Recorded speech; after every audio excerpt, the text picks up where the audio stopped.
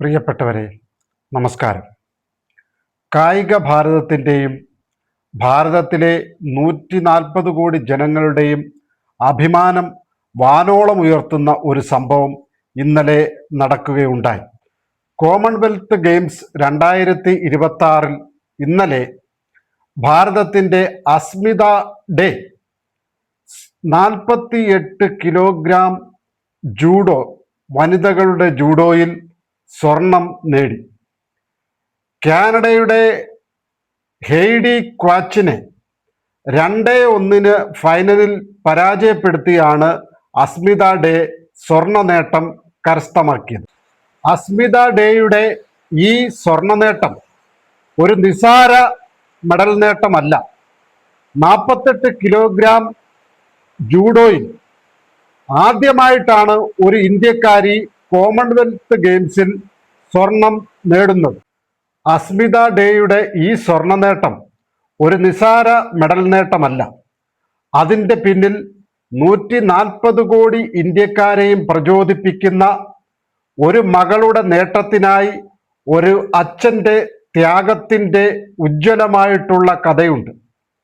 ഈ മെഡൽ നേട്ടത്തിന് പിന്നിൽ പരിക്കിൻ്റെ പിടിയിൽ നിന്നും പോരാടി തിരിച്ചു വന്ന ഒരു പോരാട്ടത്തിൻ്റെ കഥയുണ്ട്. ഇപ്പോഴ് 23 വയസ്സുള്ള അസ്മിത ഡേ ജനിച്ചു വളർന്നത് ത്രിപുരയിലാണ്. ത്രിപുരയിലെ ഒരു സാധാരണ സൈക്കിൾ മെക്കാനിക്കിൻ്റെ മകളായിട്ടാണ് അസ്മിത ജനിക്കുന്നത്.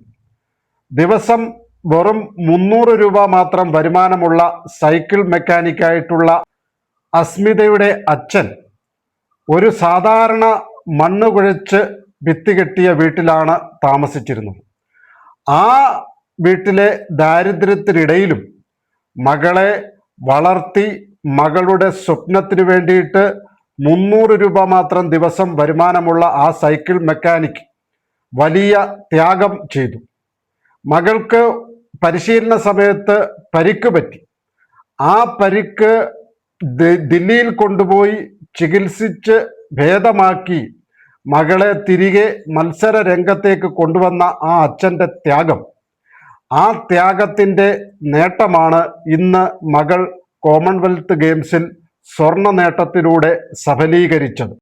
മകളുടെ നേട്ടത്തിനായി ജീവിതം മുഴുവൻ കഷ്ടപ്പെട്ട് ത്യാഗമനുഭവിച്ച ആ മനുഷ്യന് പക്ഷേ മകൾ ഉയരത്തിൻ്റെ കൊടുമുടി നേടി, ഉയരത്തിൻ്റെ കൊടുമുടി കീഴടക്കി സ്വർണം നേടിയപ്പോൾ പക്ഷേ അത് സ്വർഗത്തിലിരുന്ന് കാണാനുള്ള ഭാഗ്യമാണ് ലഭിച്ചത്. കാരണം അസ്മിത ഡേയുടെ അച്ഛൻ 7 മാസം മുമ്പ് ബ്രെയിൻ ട്യൂമർ വന്നിട്ട് മരണപ്പെട്ടു. അച്ഛൻ്റെ വിയോഗത്തിൻ്റെ ഇടയിലും 7 മാസത്തെ കാലയളവിനിടയിലാണ് പരിശീലനം പൂർത്തിയാക്കി ആ വിയോഗത്തിൻ്റെ ഇടയിലും അസ്മിത ഡേ ഈ സ്വർണ്ണ നേട്ടം നേടിയത് എന്നുള്ളത് ആ നേട്ടത്തിന് കൂടുതൽ മാറ്റു നൽകുന്നു. അതുവരെ എല്ലാ കാര്യത്തിനും കൂടെ നിന്ന, താങ്ങും തണലായിട്ട് കൂടെ നിന്ന, പരിശീലനത്തിനും പരിക്ക് ഭേദമാക്കാനും ഒക്കെ കൂടെ നിന്ന അച്ഛൻ്റെ വിയോഗ വാർത്ത അസ്മിത ഡേയെ വളരെ തളർത്തിയിരുന്നു. അപ്പോഴവർ പരിശീലനം പോലും ആ വിയോഗ വാർത്തയുടെ കാഠിന്യത്താൽ, നൊമ്പരത്താൽ അവർ ഉപേക്ഷിച്ചിരുന്നു. പക്ഷേ അവരോട് അപ്പോൾ അസ്മിത ഡേയോട് അവരുടെ അമ്മ പറഞ്ഞു, നീ ഈ സമയത്ത് പരിശീലനത്തിൽ നിന്നും പിന്മാറുന്നത്, നീ ആഗ്രഹിച്ച ഉയരത്തിലേക്ക് എത്താതെ പോകുന്നത് തീർച്ചയായിട്ടും മരണപ്പെട്ടിട്ടുള്ള നിന്റെ അച്ഛൻ്റെ ആത്മാവിനെ വേദനിപ്പിക്കും.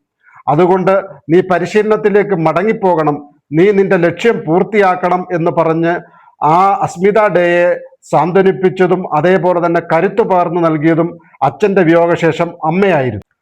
അങ്ങനെ അച്ഛൻ്റെ വിയോഗത്തിന് ശേഷം അമ്മ പകർന്നു നൽകിയ കരുത്തുമായിട്ട് ഇന്നലെ 48 കിലോഗ്രാം ജൂഡോയിൽ പോരാടി വിജയിച്ച് സ്വർണം നേടി ഭാരതത്തിൻ്റെ അഭിമാനം ആദ്യമായിട്ട് 48 കിലോഗ്രാം ജൂഡോയിൽ, വനിതകളുടെ ജൂഡോയിൽ സ്വർണം നേടുന്ന ആദ്യത്തെ ഇന്ത്യക്കാരിയായിട്ട് മാറിക്കൊണ്ട് അസ്മിത ഡേ ഭാരതത്തിൻ്റെ അഭിമാനം വാനോളം ഉയർത്തി. കോമൺവെൽത്ത് ഗെയിംസ് 48 കിലോഗ്രാം വനിതകളുടെ ജൂഡോ മത്സരത്തിൽ വിജയിച്ച് സ്വർണം നേടിയതിനു ശേഷം അസ്മിത ഡേ പറഞ്ഞ വാക്കുകൾ എല്ലാവരെയും പ്രചോദിപ്പിക്കുന്നതായിരുന്നു. അവർ പറഞ്ഞത് വളരെ കഷ്ടപ്പെട്ട സാഹചര്യത്തിൽ നിന്നും പഠിച്ച് വളർന്ന് പരിശീലനം നേടി ഇവിടെ എത്തിയ ഞാൻ, ത്രിപുരയിലെ ഒരു സാധാരണ ഗ്രാമത്തിൽ ജനിച്ച ഞാൻ ഇന്ന് വാരണാസിയിലാണ് താമസിക്കുന്നത്. എനിക്ക് എൻ്റെ പരിശീലനം കൃത്യമായി നടത്തുവാനും അതേപോലെ തന്നെ എൻ്റെ കുടുംബത്തെ സഹായിക്കുവാനും ഏറെ എനിക്ക് സഹായകരമായിട്ടുള്ള രീതിയിൽ എനിക്ക് എല്ലാവിധ സഹായങ്ങളും ചെയ്തു തന്നത് ഉത്തർപ്രദേശ് മുഖ്യമന്ത്രിയായിട്ടുള്ള യോഗി ആദിത്യനാഥാണ്. അദ്ദേഹം എനിക്ക് പോലീസിൽ ജോലി നൽകി. അദ്ദേഹത്തിൻ്റെ എല്ലാ തരത്തിലുള്ള സഹായം കൊണ്ടും സഹകരണം കൊണ്ടുമാണ് എനിക്കിന്ന് ഈ വലിയ നേട്ടം നേടിയെടുക്കുവാൻ വേണ്ടിയിട്ട് സാധിച്ചത്. അതുകൊണ്ട് ഞാൻ ഈ സ്വർണ്ണ നേട്ടം ഉത്തർപ്രദേശിൻ്റെ മുഖ്യമന്ത്രിയായിട്ടുള്ള യോഗി ആദിത്യനാഥിന് സമർപ്പിക്കുന്നു എന്നാണ് ഈ മെഡൽ നേട്ടത്തിന് ശേഷം അസ്മിത ഡേ പ്രതികരിച്ചത്. കായിക ഭാരതത്തെയും ഭാരതത്തിലെ 140 കോടി ജനങ്ങളെയും അതേപോലെ നാളെ ഭാരതത്തിൻ്റെ കായിക രംഗത്തേക്ക് കടന്നു വരാൻ ആഗ്രഹിക്കുന്ന ചെറുപ്പക്കാരെയും അസ്മിത ഡേയുടെ ജീവിതവും അവരുടെ ത്യാഗവും അവരുടെ നേട്ടവും ഒക്കെ തന്നെ പ്രചോദിപ്പിക്കും എന്നുള്ള കാര്യത്തിൽ യാതൊരു സംശയവുമില്ല. നമസ്കാരം.